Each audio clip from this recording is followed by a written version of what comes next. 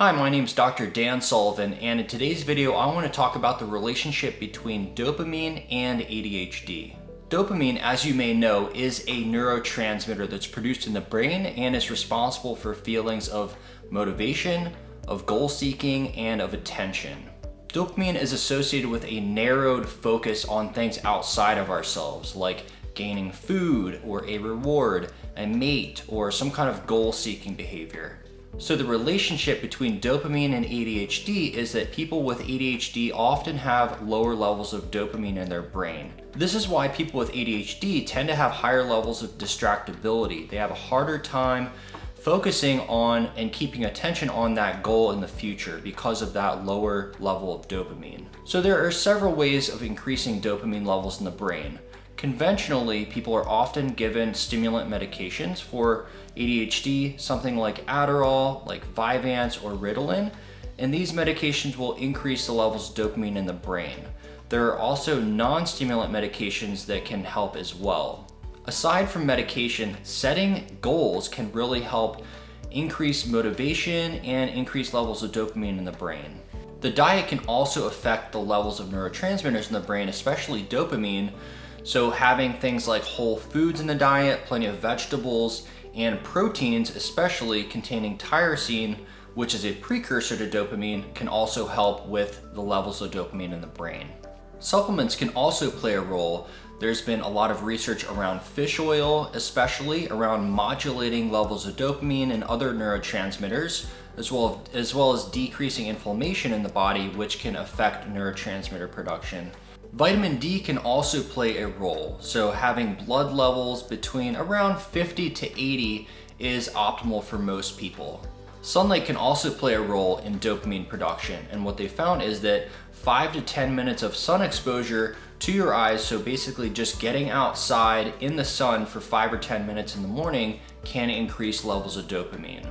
There are other supplements that help to increase dopamine, like tyrosine, which I mentioned is a precursor to dopamine. There's also a supplement called mucuna pruriens, which is a little bit more powerful than tyrosine because it contains L-Dopa within it.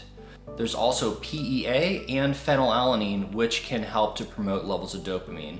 And there are cofactors like vitamin B6 that are important for the production of dopamine. Now let's talk a little bit about the breakdown of dopamine. So once we produce dopamine in the brain, we have to break that down. And so there are several enzymes that are responsible for doing this. So one of those is called COMT, or catechol-O-methyltransferase, and there's another one called MAO, or monoamine oxidase. What these two enzymes do is that once dopamine is produced, they will actually go in and degrade that dopamine. They'll break it down and then they'll recycle it.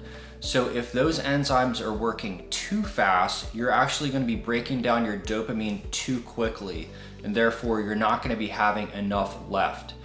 Or you could break it down too slowly and you'd have excessive levels of dopamine in the brain, and that might lead to difficulty falling asleep or feelings of stress or anxiety. Those two enzymes can be measured by a genetic test, and those are known as SNPs, or single nucleotide polymorphisms. All that means is that people have certain variations in how those enzymes work, genetically speaking, and so some people, like I said, break down dopamine too fast or not fast enough. Now let's talk about things that spike dopamine a little bit too quickly. So there's things like social media, like sugar in the diet, and even illicit drugs, especially like cocaine, which can really increase dopamine levels.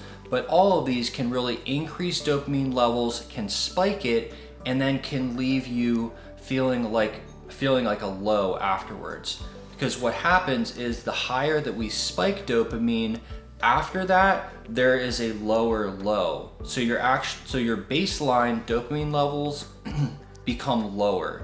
So you actually feel a little bit less motivated and a little bit worse after you have a big spike in dopamine. So you want to be doing your best to avoid things that drastically spike dopamine because of that leading to lower baseline levels. So things that increase dopamine slowly and more broadly are things like exercise. Even cold exposure has been found to increase dopamine levels for an extended period of time. Social connection, and doing things that require effort like studying or working can increase dopamine a little bit more broadly and over a longer window of time, so you don't get that trough after, or that decrease in dopamine, and you're left feeling worse afterwards. I discussed social media in more depth in another video that I'll link here.